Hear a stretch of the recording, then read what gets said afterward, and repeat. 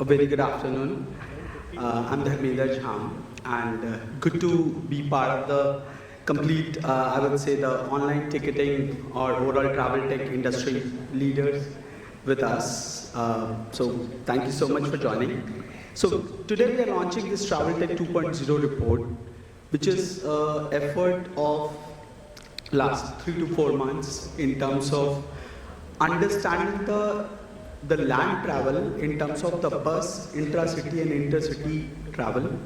We have done a comprehensive primary research across 8 states, understanding the perspective at the field level from the busiest to the non-urban area also in terms of the bus traveler, and trying to understand that what is the insight and what are the expectations of bus travelers in India, and whether if there are anything that travel tech industry should address to or to work towards. We have seen various observations from the field level, and which we'll be discussing as part of this. One of the observations that we had observed that the need of the travelers, whether people who are not booking through the app-based booking or app-based ticketing, what are the key drivers? Why they are not using it? What are the challenges that they are facing? So we have identified a few areas which I would like to highlight as part of the travel tech report. And also, in terms of, we have tried to address the market, the particular, what is the total addressable market TAM for the intercity and intracity. We have built the models to understand that how much of the bus utilization is still at the suboptimal stage in state and the private sector. Some states are doing well in terms of the per bus utilization or per bus revenue per year, and some states are not doing that optimally. What could be the reasons behind it? So that is a key highlight of the report. In terms of rail travel, we have tried to understand the role of the online ticketing marketplaces, how they have contributed to the reserved ticketing, and their role and their growth path in addition to the IRCTC or in addition to the over-the-counter ticketing. It is observed that OTA share is increasing at 19% CAGR every year, and while the overall passenger traffic is increasing at 1% CAGR. So it's observed that private sector apps and online ticketing apps are actually adding value to the ticketing space. And also similar thing can be expected in the unreserved ticketing area also. And one aspect that we'll be deliberating today also, that the reserved ticketing, although the 80% of the market is still, or tickets are being booked through the online channel, let it be online ticket aggregators, IRCTC app or IRCTC web. But what about those 20%? That is not getting reduced. So people are still using offline models. What can travel tech as an industry can do to cover that remaining 20%, and what are the challenges which are experienced by them? So we will be deliberating that with the industry leaders from the travel tech industry. So this is the summary of the travel tech report that we have done. So I wish to present it to the travel tech members. I think this is, we can open it up and we can launch it together.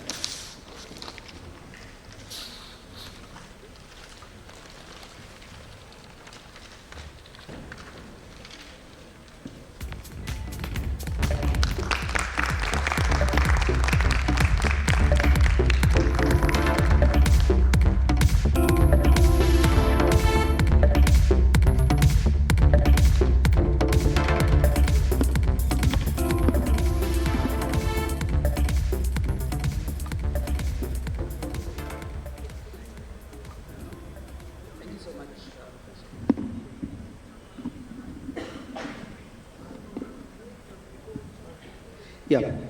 So thank you so much, everyone. I think so the discussion, I would like to understand that because travel tech industry is growing and contributing in bus and rail, as a industry or as a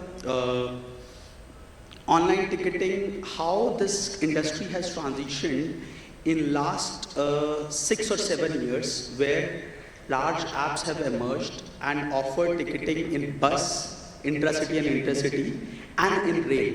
So Prakash, I would like to have your view from the Redbus perspective that how things have emerged as OTA and what is your like expectation that how things will continue or grow in future? Thanks, Dharmender. I'll perhaps take off with bus and using that as an example.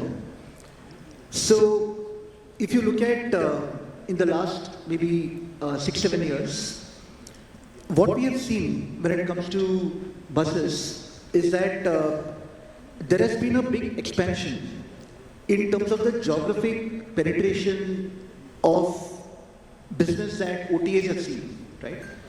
So if you look at when Redbus started off about 16-17 years ago, a lot of the business used to come for us from the south, because I think it's fundamentally we have to understand that bus market, unlike let's say other modes of intercity transport, which is rail and air, are not governed centrally, right? So this is part of the concurrent list. So both union government and all state governments have a say in how the sector is governed and regulated. And therefore the growth of buses has not been uniform across the country, right? And therefore South had a thriving bus market earlier. And the quality of service is much better, and they came online. So a lot of the OTA sales used to be from the south. But what's happened over the last few years, one trend has been that the geographic dispersion has increased. So businesses now coming not just from the south but other parts. As we have worked on enabling more and more of that inventory to come online. And once we have seen that once buses start coming online, because when people come and purchase tickets online, right, two things happen. One, the price realization goes up because the supplier starts seeing some advanced purchases, right? Otherwise, he's completely the victim of what is happening on the day of travel. So they are selling seats at a very low price to get occupancy. So they are able to get higher price realization this and online, and therefore they are able to, invest that behind business into the better experience. And the other thing that happens is that when people come online to buy, they tend to compare across various services. So customers get a lot of understanding as to which bus service is better based on ratings and stuff like that. So the competition that people do, that the suppliers do, gets transformed into competition on getting a higher rating, which fundamentally comes by providing better customer experience. Because of this, as online OTAs has grown, we have seen that has had a very positive impact on the kind of customer experience that bus operators, bus suppliers have been providing to customers. So these have been kind of two big trends. And the third one, if I were to quickly talk about, is when we started off, we were basically a bus ticketing platform, right? But then the growth of smartphones, it basically meant that people were carrying the phones with them in the journey. And so we were able to reimagine our role from being a ticketing platform to becoming a travel companion, because a lot of the problems that people had in bus travel, we were able to solve that by leveraging technology and deploying it on the mobile. Right from telling them which is the boarding point that they will go and wait, because there is no bus station or like a railway station or an airport like a bus port, right? Buses pick people up from the curb side, from the roadside. So in order to navigate people to the right boarding point, putting GPS on the buses and telling them where is the bus at a point in time, when will it arrive at the boarding point, all of that we were able to do and again elevate experience. So the growth of OTAs has basically spurred better customer experience, meant more profitability for suppliers, and therefore has also led to deepening of the market. Absolutely. So even the bus utilization, which was not there earlier in the state-run buses and the private buses, OTAs have actually complementing that, and that is increasing as the OTA services are increasing. Okay, thank you. So I think I'll have a view of Dhruv from Chalo. So Chalo, in my opinion, in terms of intra-bus travel, you have expanded to 52 plus cities, and you're expanding, you're collaborating with the state as well as the private players, but more with the states. So how the role of your organization in terms of as a behavioral change of the travelers traveling or using public transport, using or adding convenience to their journey, not only just using it, but adding convenience, and also the increasing the bus utilization of the intra-city buses, which were not there or not that optimal because of you. I think it has added, and also the last, the environment part. That is a concern that all these four parameters, how Chalo or overall travel tech industry has contributed in these four aspects. Hey, thanks. Let me start with the last one, because that's the why we wanted to build Chalo actually. I don't know if many of you realize or have thought about it. The way that we choose to travel every day has a huge impact on the city that we then create with everyone else living around us, right? Are there any of you, with a show of hands, who may have traveled to a well-developed global city like a Singapore or a London or a Hong Kong? Oh, so many of you, wonderful. How did you travel when you were there, sir? Yeah? Public transport. So you at the back? Public transport. And you? Public transport. How did you get here today? Car? Public transport? Good on you. This is an unfortunate, this is the way it works, is that we don't have great public transport. I promise you, if we had a London bus system outside, complemented by a London tube network, complemented by a Singapore-style multimodal transit solution, we would all be very happy doing it. We don't have that. This is the reason for us to want to build Chalo, because this impacts how our city is shaped.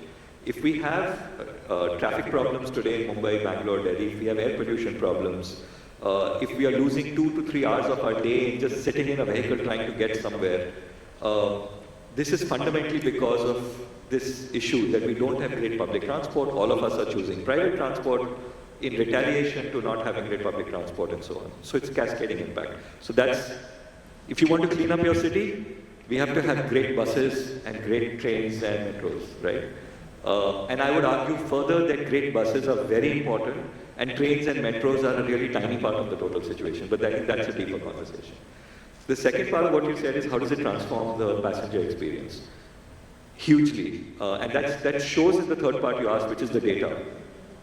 We have increased ridership in cities like Bhopal and Jabalpur and Indore, where, bus usage was largely flat over the last 10, 15 years, even though population grew in those cities. You introduced Chalo in 2018, and by 2019, bus usage goes up by about 25-30%. Right? No other changes, no extra buses, no change of network, no change of routes, nothing. In Mumbai, it's even starker, because in Mumbai's case, if you look back at data, BEST in Mumbai used to have 50 lakh riders every day in 2010. Before COVID in 2019, they were down to 25 lakh riders a day.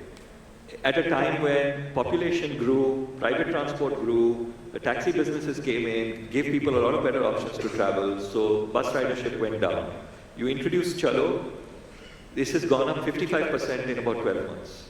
And that's not a joke. 55% in any scenario is not a joke. In a declining scenario where you've lost half your ridership in the previous 10 years, it's not a joke.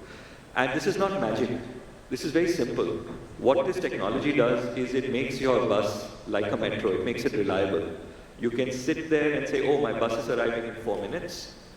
I go to the bus stop in 3 minutes, wait only for 1 minute, the bus will come and take you, and there's a guaranteed arrival time at the other end, right? Because it's all based on GPS.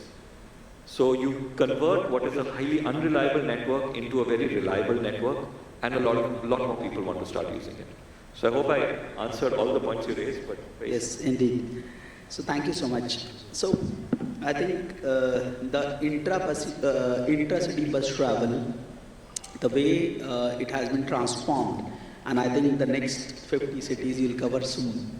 So 50 plus you have already launched, and large cities, and ranging from the large cities to the remote cities, and not that urban cities you have reached. So that's a commendable. As it was observed in our survey, field level survey, in terms of the expectation from the intra-city travelers also. Thank you. So I think I'll come to Vikash from Paytm Travel, because I'd like to understand, because that in terms of ticketing, we call that this is an experience that we have created. But the differential experience that can be created further by using the emerging technologies like Paytm is, I think Paytm Travel has done something on the AI piece on improving the ticketing or the ticket booking experience for the travelers. So would like to share that how this technology can transform the ticket booking experience further, which we all have been using apps, that how Paytm Travel is envisaging that. Yeah. Can you hear me? All right. So, yeah, absolutely right. So I think all of us in our limited capacity have been trying to better the user experience to one or the other way. And everybody has done a fantastic job of how, and that's why OTAs thrive, right? Is because of the experience that they get, where a consumer doesn't have to visit multiple places and they come to one aggregated place and they are able to give an experience where a consumer problems from starting from the journey discovery to the ending of the booking and post-booking, everything gets handled. With emergence of AI, a lot of these problems are getting short-circuited, right? So what is happening is, if you think about international travel, right? So let's say if you have to travel internationally, anybody who has planned an international travel would understand the pain that anybody has to go through to plan an international travel. Obviously, there are companies who help you and package tours and all that, but then it's not an experience that you always want. There is a la carte experience that you would want, something or the other and all that. And let's say if somebody's planning on their own and they want to do certain things, they don't want to do certain things. I think that's what was the cue for us, or inspiration for us to start building. And we are obviously at a very initial stage where, we are able to give an experience where a person is able to do the complete planning, discovery, and then booking on the same platform. So planning was one part which OTAs have not been able to solve very, very well, right? So there is, everybody has done it in some shape or form, right? So a lot of this discovery still happens offline, in the sense you go to different websites, you will go to different blog posts, you will go to different, things where you want to understand that how's the hotel, how's the itinerary, how do I go, how should I travel, how should I locally, like public transport, private transport, which works, which does not. I think all that aggregation could be very, phenomenally done by it, where it is able to make it very, very personalized and customized for an individual and cater to you, so that you are able to not just do your transactional part, which is at the fag end of it. Right? It is just an execution, but all the plethora of things that goes before it gets done very, very seamlessly through the emerging technologies like AI. And I think that will, and I'm sure a lot of people have already started using it in their own shape or form, so that's where it will go. I think that's a true use, that starting from planning to the end booking, the number of steps that can be predicted basis the experience past or basis the already available information, or you have built the journey smoother. So that's commendable. One aspect that I wanted to ask from the Ixigo team, I think Ixigo has built an excellent platform in terms of the ticketing experience for rail as well as now bus. Also, you're expanding flight, and so wanted to understand that. What this is ticketing or tech industry, how the travel tech can add in terms of the value add services or premium services to the travelers, not just the ticketing part or not just a transactional experience. I would say the travel companion that Prakash mentioned, that how value-added services can be provided to the rail traveler or bus traveler. So how do you plan to transfer Sure. this? So I think one common theme we've heard is that the role of OTAs has expanded beyond just a place where you come to buy tickets to a companion or an assistant who preemptively solves for all the anxieties that you have, whether at the time of planning your trip or at the time you're making that purchase decision, or even while you're trying to figure out your platform or where your train is right now. I think the beauty of technology and AI is that you can use it with the amount of data that all of us are getting exposed to preempt the points of friction and give you the information that you need that can make travel a more memorable and experience that is not full of those moments of anxiety where all of us love planning the trip, but while we are in the trip, we have so much stress that we carry, whether it's delays, whether it is predicting, whether your gate is going to change or not. And I think all of us in many ways are leveraging technology to solve for those moments of friction. One of the things we are doing on top, which is value-added services, also saying, look, there is friction even after you are making that purchase decision, right? Whether it comes to solving for basic customer queries that do not need human intervention, right? Or where people actually do not want to call up to cancel or modify a ticket. People do not want to call up for just inquiring for charges, right? Yet they have been doing that. They have faced long delays while trying to reach the OTA platforms, right? I think using technology to again preemptively answer those things in the funnel or in a chat session, right? Using AI, I think that has helped bring down the anxiety there as well. And then the value-added services which allow you to make a decision to buy right now could be driven by whether the price is going to change or not. You have that anxiety at the moment where you buy it. Should I buy today? Should I wait for 2 more days? Will the price go up, go down? Again, technology can solve for that. You can block the price, or you could buy a ticket on what we call Ixigo assured and then cancel it even 4 hours before a train, or 12 hours before the flight, and still get all your money back. Now, we think of all this as making that travel experience as frictionless as possible. At the same time, the supplier benefits because you're able to make a purchase decision without thinking twice.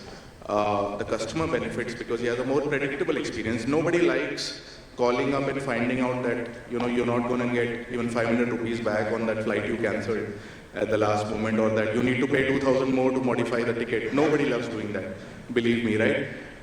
And people happily can pay a small premium to cover those things. So I think value-added services of that nature are already very popular.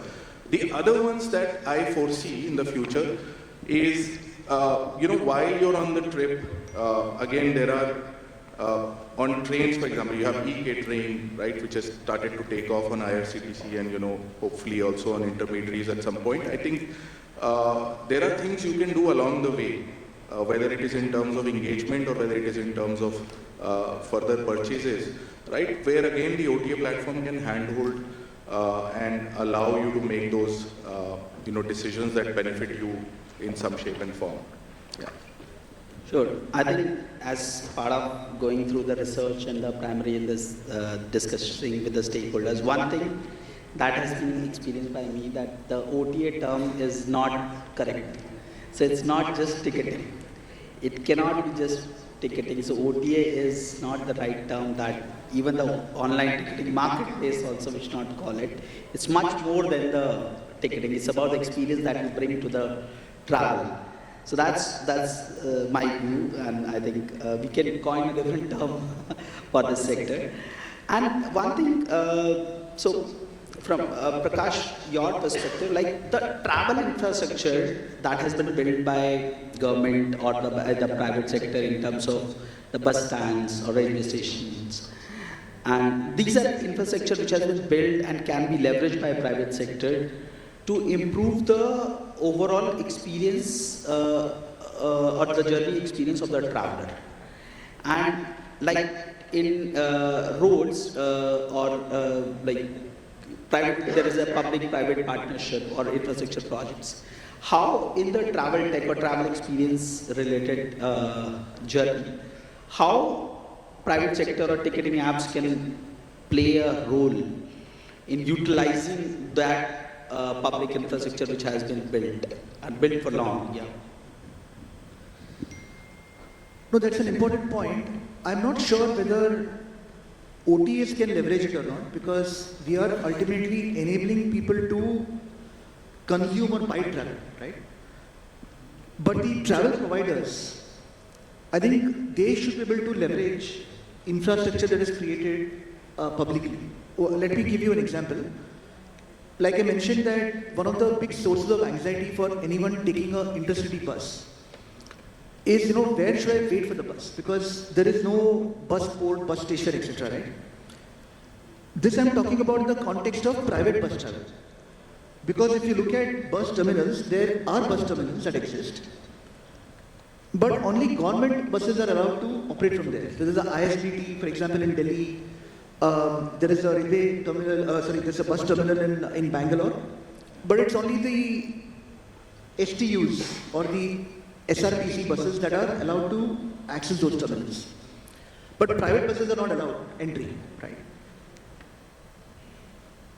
And in one of our discussions, it came up that, look, it is akin to saying that there's an airport, and in the erstwhile, when Air India was a Bharat Sarkar company, that only Air India can take off from the airport and every other private airline should build its own infrastructure, which is not possible because land in urban centers is so expensive, and we should understand the makeup of the intercity bus market. We are talking about SMEs.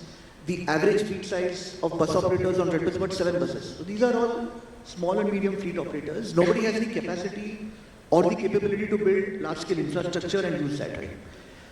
So this is one area that customers find a big problem area in terms of boarding of bus. The other one is clean rest stops. Because buses typically don't have toilets, they stop along the way, and not having clean rest stops means that a lot of the traveling, a lot of the segments like women, elderly people, families, they don't prefer taking the bus because access to hygienic clean rest stops is less.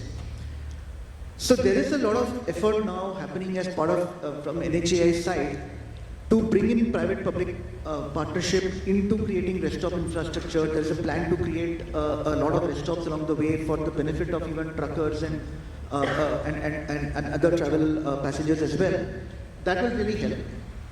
But today the infrastructure in cities is already there. Now most of the STUs are also loss-making, right? So is there an opportunity here for the government to earn more income by allowing private operators to access this public infrastructure by making some payment? Therefore, it solves for multiple things. It improves passenger convenience and experience. It means more revenue for the government as well. So I think this is an area of opportunity which is there, which I think the policymakers should definitely look at.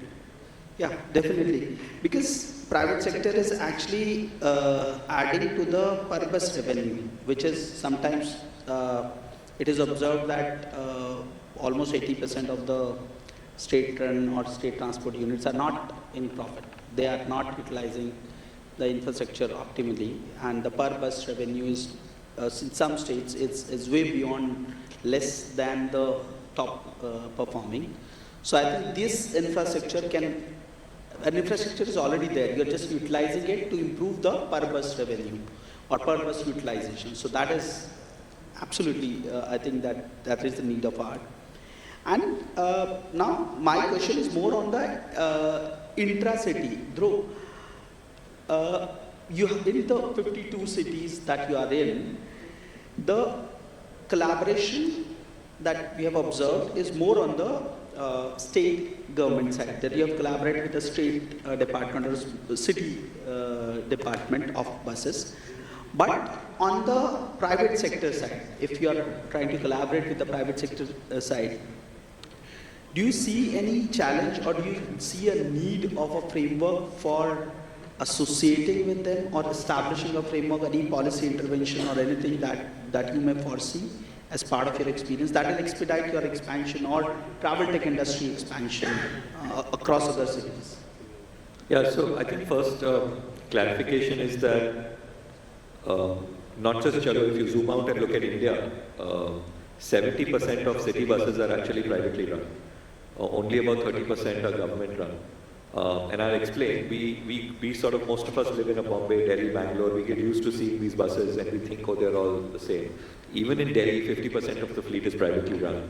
They're all labeled and branded as DTC, but they're not actually operated by DTC, they're operated by a private operator under a contract with DTC. Most of the cities we are in at Chalo, actually out of the 52 cities, I think only 7 or 8 are government-operated cities. The rest are all privately run cities. Now, in private, there is different types. So you can have an individual operator who just has one bus. You can have a small operator that has maybe 20, 30 buses that they're operating on 2-3 routes. We could have a larger operator that could have maybe 200, 300 buses. In India, we don't really have very large operators. Like in Europe, there's a company called Arriva that operates about 25,000 vehicles. We don't have that concept in India at all. I think our largest operator is a little over 1,000 odd buses. So I would say we are like very small, medium at best in India today. So mostly are private, not government. Chalo does work very closely with private and government both. Their needs are slightly different because the way in which they run their business is different. But the real issue that Indians face while traveling is in the fragmented private operator markets where it's one operator, one bus. And this is very interesting because it ties back to the point that he raised, which is that in the southern part of India, you have a very vibrant bus culture. All of Karnataka, all of Kerala, I mean Karnataka outside the Bangalore region, it's all privately run buses, one person, one bus. And it started in the 70s and 80s as a matter of pride when there were all tiny villages nearby and saying, okay, my bus runs from my village to my city and so on. So you literally, when you go to Kerala now, you'll see somebody's written somebody's name's bus, you know. So for example, a John's bus, an Amar bus, and this bus and that bus and so on. And they're very proud of it, and it's part of their family heritage. But the problem that happens there is that Mr. Amar will take a decision for his bus and say, okay, on my bus, I will put a GPS and have digital tickets and accept mobile tickets and accept card tickets. But the other people in that city, and even on the same route, running the same route as his bus, will say, I don't think it's necessary. So you have you can't make a proposition for people when this happens.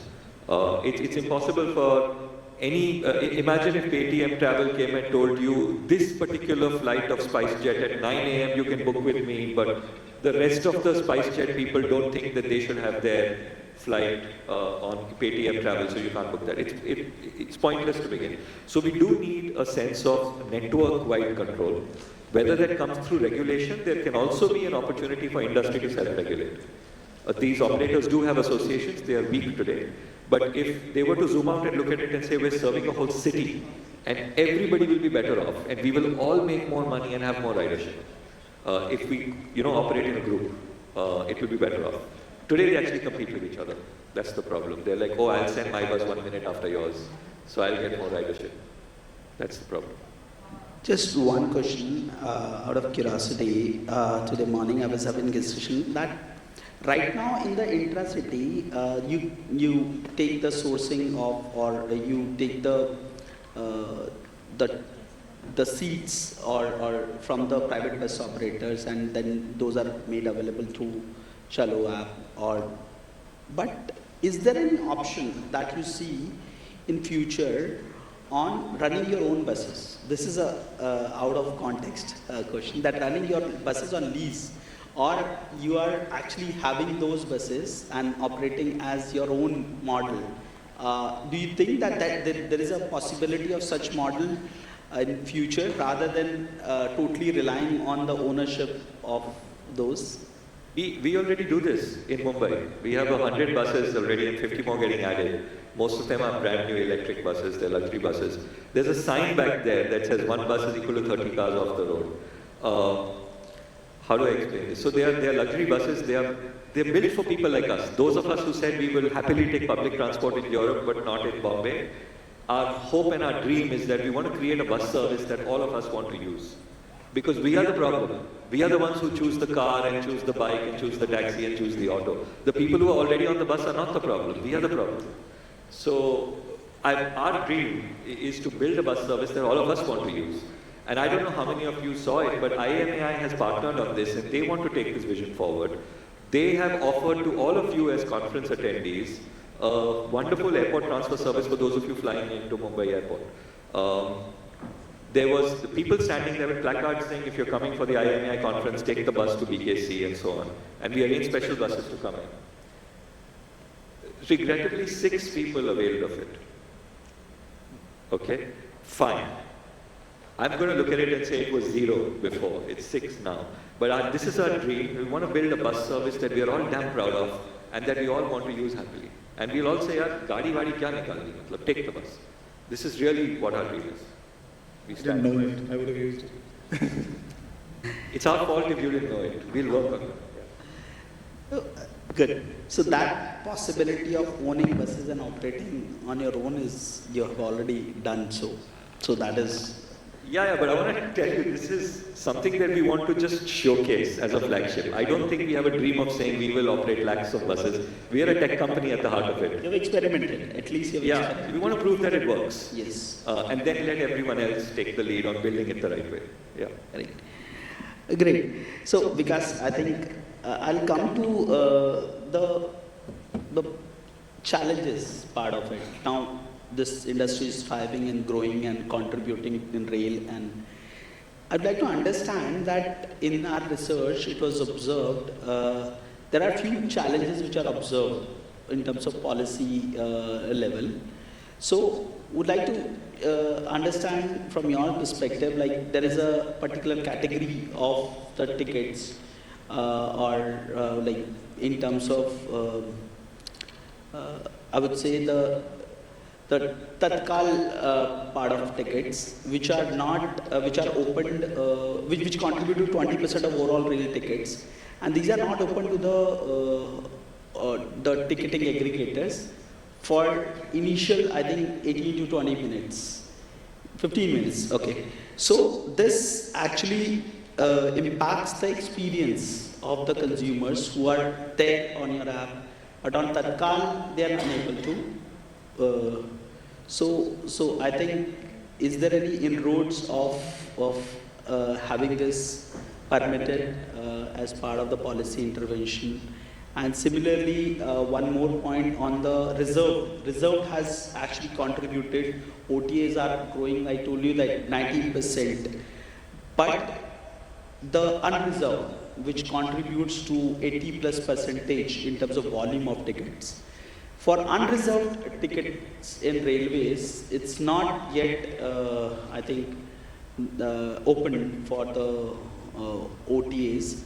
So what is the industry's expectation as part of this as a policy intervention in future, and how should it be taken up? So any views on that? Yeah, sure. So as we were talking about how all of us add value in their own space and everything, and I think what consumers expect. So, of course, a lot of people wouldn't have known that Paytm offers all these services, right? And then, and in case, what happens is that trains specifically, if somebody is coming to my platform or anybody's platform, or for any such category, there is a reason for it. The reason is that we all are trying to solve some problem for the consumer, and the problem is generally about discovery, and the problem is about accessibility, the problem is of user experience, the smoothness. All of us, there is nothing against any player in the sense IRCTC or anybody, but there is some reason that people are finding that the consumer experience is probably better, and that's why they come to our platforms.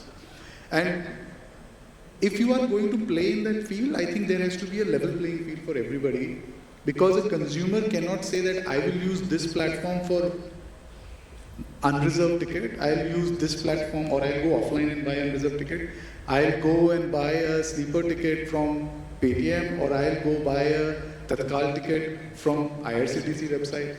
So it cannot happen, right? So, or, you know, so it has to have a level playing field for all the services that are being offered by an operator.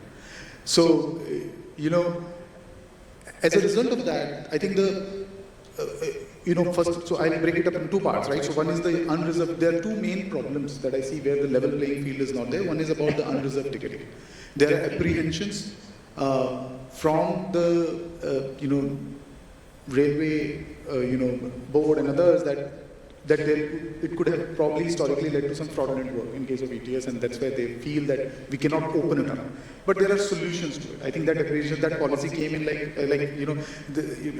even for Tatkal, policy came in 2018, right? And then after that, nobody has kind of looked back at it, right? So if you have to give an experience, you have to give a very, very standardized experience. And I think the request would be that we should open it up for dialogue. There are solutions that the OTS, we all are tech companies. We all can put our brains together and we can propose ways to make this accessible. 80% of the bookings happens on UTS. 20% is only online. And that set of consumer is not going to go and say, "Ki, main to railway ke counter pe jaake ticket lunga," right? So they will always want to use it from the same platform where they want to use it. So I think that has to be definitely opened up, and we need to have a discussion around it, that how and what can we do to make everybody comfortable, that there will be no such. And we are not and we are not fly-by-night operators, right? We are established enterprises and all that, and there can be ways of mitigating any kind of risk that we have. Similarly on Tatkal, so I don't know if anybody knows, and on OTA platforms, the Tatkal window opens 15 minutes after that. And Tatkal is one of the things people would want to open it 5 minutes earlier, if at all. Right? So they would want to get to the ticket immediately and ASAP. And why would anybody come to my platform or anybody's platform if it opens up 15 minutes later? Because Tatkal is people want to try out all the hacks. There have been frauds actually. Why was the policy came in 2018? We need to definitely relook at it, because as I said that we are tech companies, we can control it, we can make sure that this is not happening. All those happened offline. All this happened in B2B agents, offline agents. I'm not saying everybody's bad, but there were some culprits who kind of did that. It happens in every industry. So I think we need to relook at it to give a level playing field. Otherwise, if nobody will say कि मैं Ixigo से तत्काल नहीं book करूँगा, anything else, right? And I will use everything the other platform. So I think that has to be definitely sorted out. Right, I think we are closing, so to the time. So one interesting observation that we got as part of the study, that a significant percentage of users or the bus travelers, they told that they need experience on offline ticketing, like through USSD based ticketing. And we were not expecting that this much significant percentage, because they might have experienced network challenges while booking tickets or while traveling. So, is there a scope of the offline? Like UPI has brought in UPI Lite, which is you can book the low value, or you can do low value transactions using offline mode. Now payment is available offline. There is a technology available, and leveraging that payments technology, is there a possibility of bringing offline ticketing, just a advancement of this, that offline ticketing, if anybody is not having network and in the remote area, but they would like to book a ticket, so do you see a possibility of having this? I'm not sure about the USSD part, but enabling offline ticketing to also happen in a paperless and digital manner is something we already enable. We're working with the state government in Andhra Pradesh, where we already deploy this on thousands of buses and issue lakhs of tickets, every day, millions of tickets in some days. I think idea is that, you could have a device on the bus which through all payment methods available, right, could issue the ticket in a paperless form and send it over SMS or email to the customer. I think the bigger challenge when you talk about offline and online in the bus industry is that there is no level playing field there as well, because we were talking about level playing field here on the train side. If you look at how the GST taxation works, and after the law changed 2 years back for e-commerce operators to actually deduct GST on behalf of all the operators that we work with, the non-AC tickets were actually excluded there in the offline channel, but for us, we need to deduct even on the non-AC tickets. So on AC tickets, it's the same parity everywhere. But when you talk about non-AC ticket on an SRTC being sold on our platform, there is an additional GST burden that the customer has to bear. Whereas, if he goes offline and buys the same ticket, there is no such burden. So I think rather than incentivizing online as a preferred mode, and in the spirit of digital India, that would be the direction in which we all would look forward to seeing the country move, where we have better incentives actually to come and book online, so that it's more efficient, it's more trackable, all of that. But here, there is a reverse incentive where the ticket is available for cheaper on an offline channel. So I think we need to close these kind of gaps and disparities also in the spirit of, moving the online bus industry forward.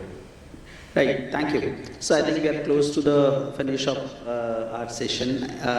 Let me summarize this, and then we can have a round of questions from the audience.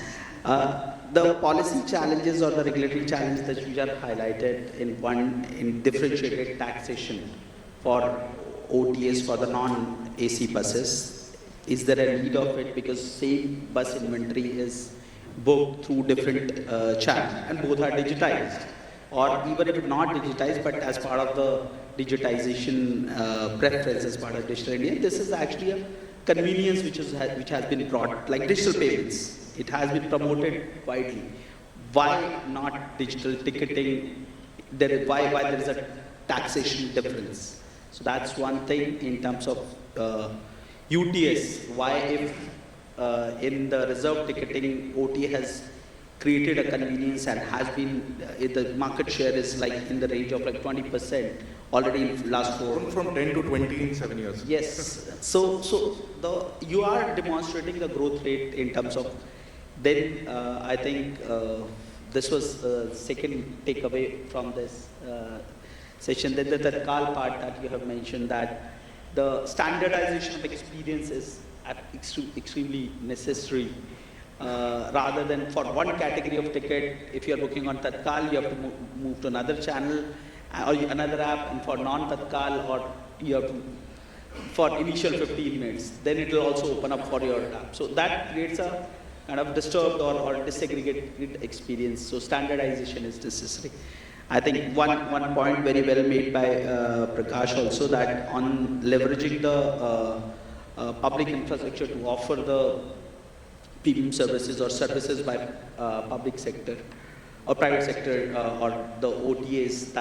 And I think the Chalo, actually we are like, the way you have transformed and you are helping the behavioral change in shifting to the public transport.